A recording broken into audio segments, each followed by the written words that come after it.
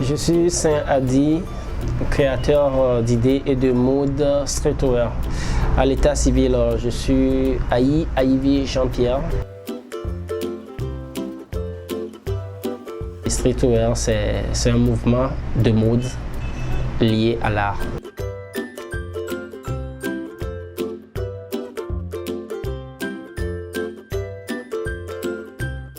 Et c'est un mouvement surtout aux États-Unis qui est fait par les Blacks, les Noirs.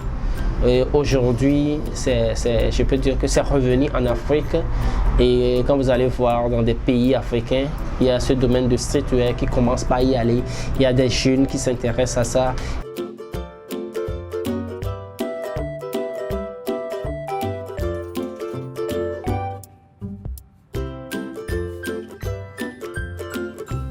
Quand vous dites aux gens que c'est un truc made in Africa, made in Togo, les gens sont intéressés et à y porter.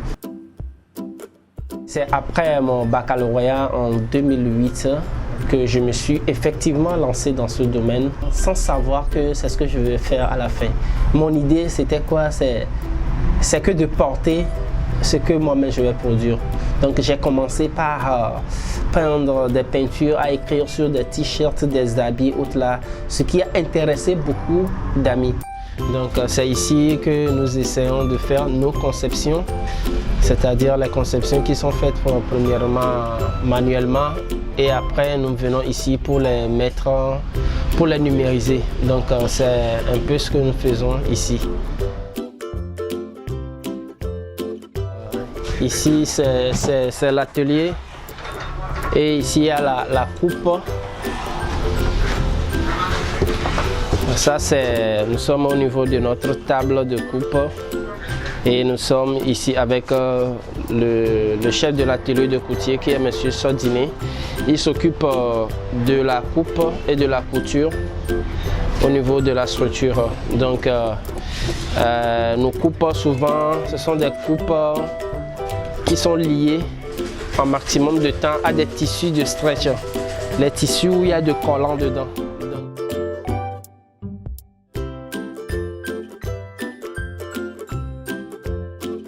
Il y a un truc qui est très important au niveau de notre atelier, c'est que chaque machine a son rôle.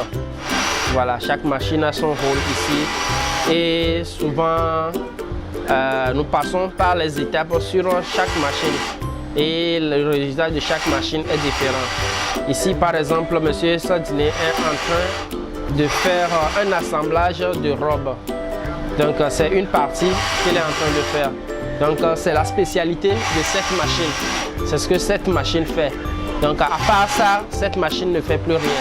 Ce que nous avons fait au niveau, par exemple, au niveau de l'atelier, au niveau du bureau, au niveau sur l'ordinateur, c'est ça que nous avons imprimé ici sur ce papier. Voilà. Et M. Valère va procéder à l'ouverture de l'écran. Donc, sur l'écran, nous allons voir ce que nous avons imprimé. Voilà.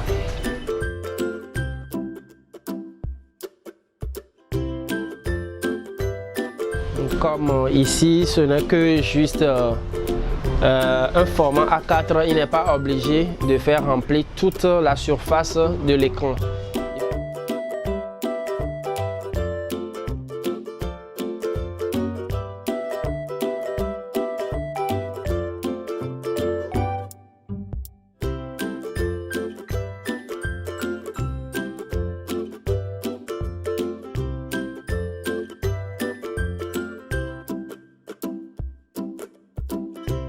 J'utilise des wax, j'utilise du kente, j'utilise des peintures, j'utilise même du sable. Voilà. Tout cela, j'essaie d'utiliser ça, de mettre ça dans mon art pour que mon art soit unique à moi.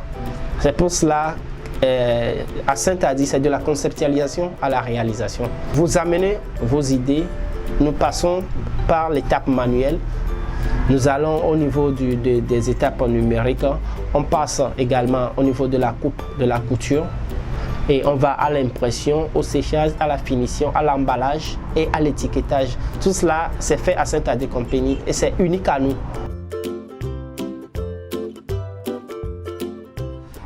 y a des gens qui viennent ici, ils portent du matin jusqu'au vendredi des vestes et les week-ends, ils désirent porter Saint-Adi. Donc on leur fait des propositions de handmade. Ce sont des t-shirts que nous produisons à l'atelier. Donc nos clientèles, je peux dire que c'est tout le monde, même les enfants. Les enfants aujourd'hui, vous allez voir, ils sont intéressés à porter quoi?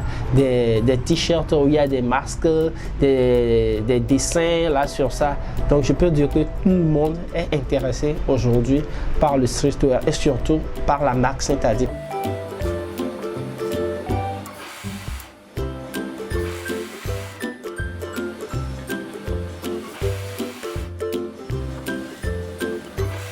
Mais que ça puisse devenir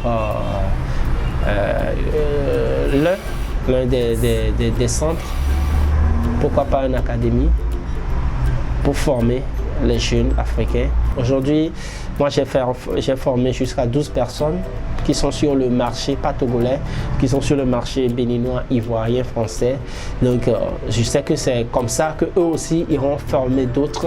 Maintenant, pourquoi pas avoir un festival, regrouper tous ces gens-là sur ce festival pour que ce domaine puisse s'élargir parce que c'est un domaine, moi personnellement, qui me nourrit et pourquoi pas il va nourrir d'autres personnes. Voilà. Merci à Miko TV parce que c'est une vitrine que je trouve aujourd'hui qui m'est favorable d'exposer mon art. Tous ceux qui doutent un peu de ce domaine, moi je leur dis qu'il ne faut pas douter parce que c'est un domaine porteur d'emploi, c'est un domaine qui fait nourrir son homme.